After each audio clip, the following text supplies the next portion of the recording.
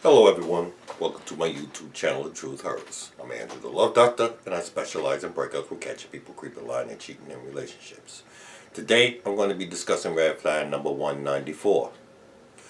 Growing pains with a narcissist. If you are watching this video, consider yourself a survivor. Survivor, a person who remains alive after an event in which others has died. Quotes from the movie Rocky Balboa. Let me tell you something you already know. The world ain't all sunshine and rainbows. It's a very mean and nasty place. And I don't care how tough you are, it will beat you down to your knees and keep you there permanently if you let it. You, me, or nobody is going to hit as hard as life. But it ain't about how hard you hit. It's about how hard you can get hit and keep moving forward. How much you can take and keep moving forward. That's how winning is done. Al Bundy on winning. So you think I'm a loser just because I have a stinking job that I hate, a family that doesn't respect me, a whole city that curses the day I was born. Well, that may mean loser to you, but let me tell you something. Every morning when I wake up, I know it's not going to get any better until I go back to sleep again. So I get up, I have my watered down Tang and still frozen Part-Tart. Get in my car with no upholstery, no gas, and 6 more payments to fight traffic. Just for the privilege of putting cheap shoes on the cloven hoofs of people like you. I'll never play football like I thought I would. I will never know the touch of a beautiful woman. And I'll never again know the joy of driving without a bag on my head. But I'm not a loser. Because despite it all, me and every other guy who never be what we wanted to be are still out there being what we don't want to be 40 hours a week for life. And the fact that I haven't put a gun in my mouth, you pudding of a woman, makes me a winner. This morning, I woke up finally realizing I won. I conquered my monster. I'm still a respected love doctor, where people are now paying me to share my wisdom. I have no criminal record of abuse. My monster tried so hard to bestow. My monster smear campaign didn't prevent my books from helping people, nor prevent people from watching my videos, nor becoming a director of a narcissistic convention, nor preventing my books to be going to the big screen. Please watch Red Flag number 186. A narc's purpose is to destroy you. Last night, I met one of my subscribers who needed to talk. With narcissistic abuse, helping people expedites your own recovery. Now, when I met this guy, I listened to his story. Our experiences are almost identical. False police allegations, infidelity, personal disrespect, etc., etc., etc. He's just as angry as I am. However, while he was talking, I was thinking about my dearly departed mother. She told me, Andrew,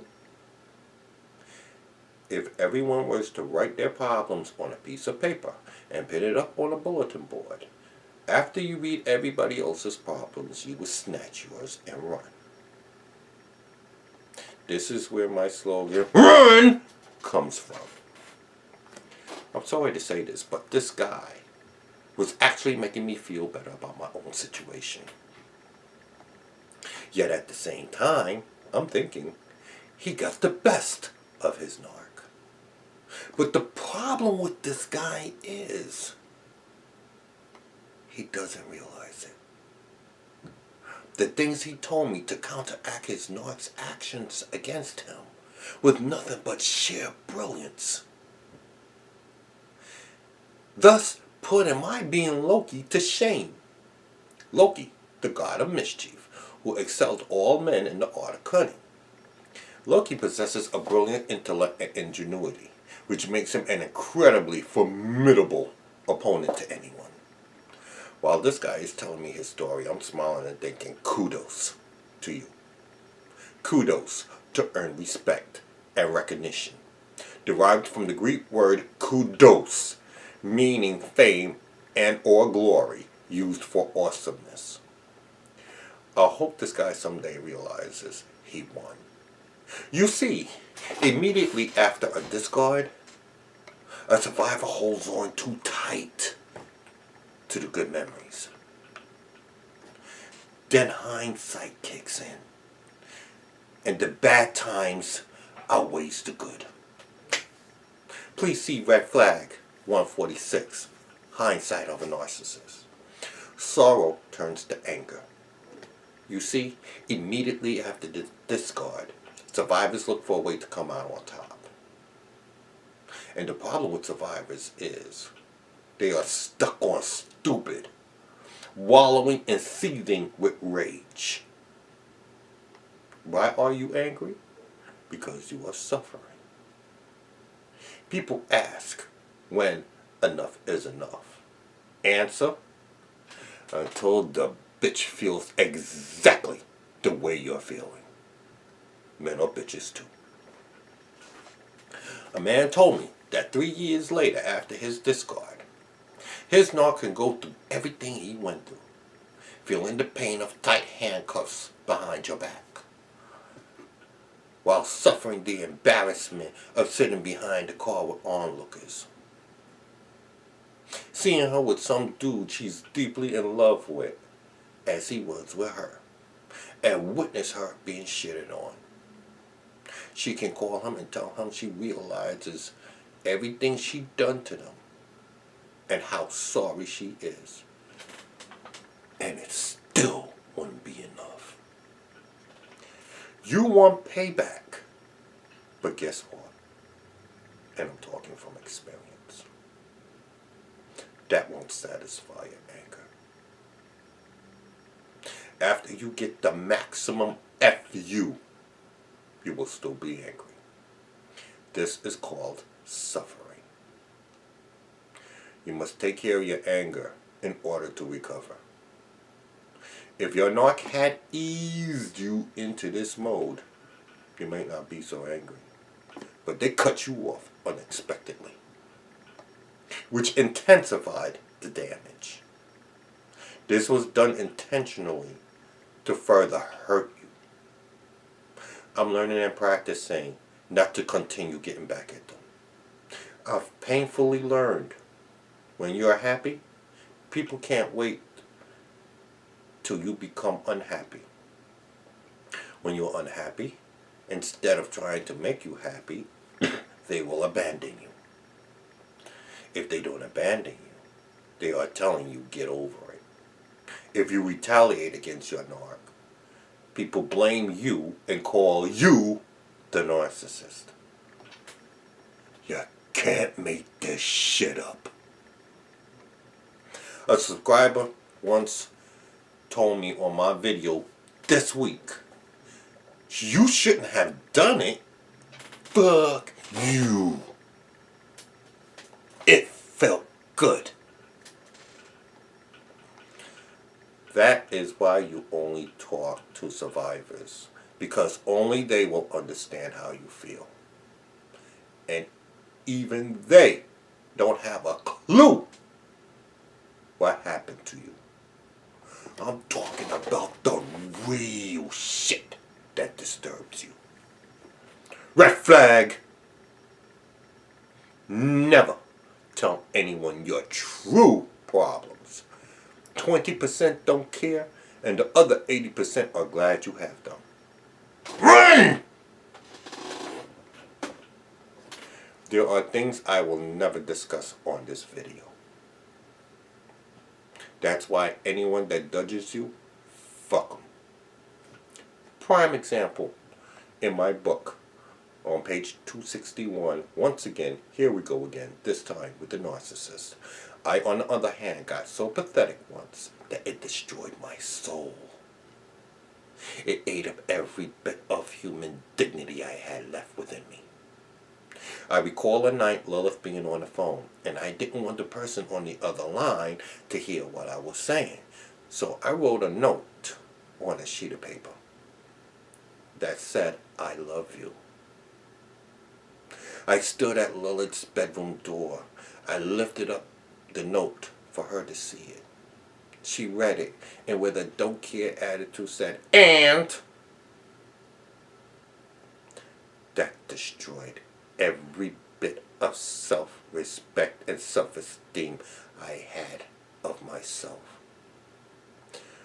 From hindsight, I learned. She was on the phone with the man that texted me. She was in good hands. Red flag! Some men lose everything, including their dignity, dealing with women like the one I'm discussing. Trust me. Be strong. Don't belittle yourself to that level. Run! With shame comes anger. Anger increases with stress. Stress is when the mind overrides the body's basic desire to choke the living shit out of some asshole that desperately needs it. In this case, murder. The hardest thing to do in life is to do the right thing. And in this case, was not to touch my monster and let her live. Think of your recovery like the city of Hiroshima. A nuclear war had detonated in your world. The mushroom cloud that leaves you in trembling shock. The fiery windstorm that destroys everything. And the snowy silence that leaves you in dumbfounded bewilderment. What the hell happened? The most destructive event in the history of warfare. Normalcy didn't occur right away.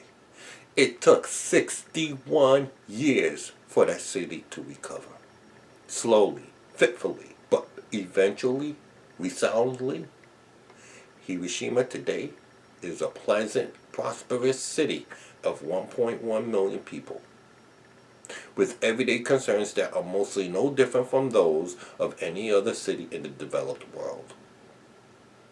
This is how you have to think of your recovery, as a long, painful, necessary process. Now I promise you, after all is said and done, you will be much stronger and wiser. This is what you call growing pains. Wisdom begins when you come out of your anger. Now when you are angry, the first thing you want to do is act out on impulse. Please watch my video, Discipline and Self-Control with a Narcissist. That was my very first video. When you don't know what to do, don't do nothing. Except call a person whose judgment you trust. With Lilith leaving me in her house all week to be with the other guy, I was going to break up every fucking thing in that house. I called a dear friend, Alicia, who said, "Don't do it. You're only going to go to jail, and you don't want to go to jail in Texas." "But I lost so much, Alicia. Why shouldn't she lose as much as I did?" "But she has lost as much as you did, and so much more. She lost a good man. She's never going to meet a good man that loved her unconditionally as you have. She's going to meet people who's going to use and abuse her." To come out of your anger, you have to realize you won. Please watch Red Flag 46, Defeating a Narcissist. Alicia continues. Lilith knew all along she was conning you, but she had to find a way to do it without feeling bad about it. She didn't get it. She had a man willing to do anything because he loved her. And all he wanted was for her to love him back. That's rare. to find a good man that's willing to share your life with that disease. So yes, it's okay to expel your anger. You need to do this to get better. You are the one that's burning up from her touch, and you need to rave about it until that hot touch is gone. No one knows the tremendous pain that you are going through. So you cannot say don't do this and don't do that. At the end of the day, every person deals with their hurt differently. You cannot tell a person move on and get over their hurt because you don't know how they're really feeling inside. I believe in what you do what you have to do to heal. It's funny to me how it seems a man cannot and is not supposed to show hurt or emotion, but to take it on the chin and keep it moving. Andrew, do what you need to do for you in order to heal for yourself. Now when you are finished with your anger, and only you will know when, you will be on stage 7, acceptance. Here, you are going to be able to let it go and move on and live a productive life, while the narcissist continues with their dinner and digs. I'm going to quote one of my subscribers, Narcissistic Recovery, whose comment pertains to this video. But what's uncanny is, I never spoken to her about the situation. Andrew, keep speaking the truth. We need to acknowledge our anger, express our anger in its purest form. When alone, to rid ourselves of bitterness and resentment. Sit in our pain, deal with our pain, let go of our pain, release our pain, and heal. You cannot skip over nor bypass anger. That's for folks who do not want to heal but ignore what they are actually feeling. You cannot move forward if you ignore your hurt and pain and try to cover it up by sleeping around with folks. You are just prolonging your recovery. Stay by healing yourself until you have healed that emotional wound. We cannot speak lies because they comfort folks. We cannot tell folks what they want to hear because it will not benefit them in the long run. The truth shall set you free, while a lie will keep you in bondage. Acknowledge what she says. If you are sleeping around, trying to cover the hurt, you are prolonging your healing. If I had a dime for every person my monster slept with, I would be a billionaire. Has anybody got a dime? I don't know. Somebody's got to go back and get a shitload of dime.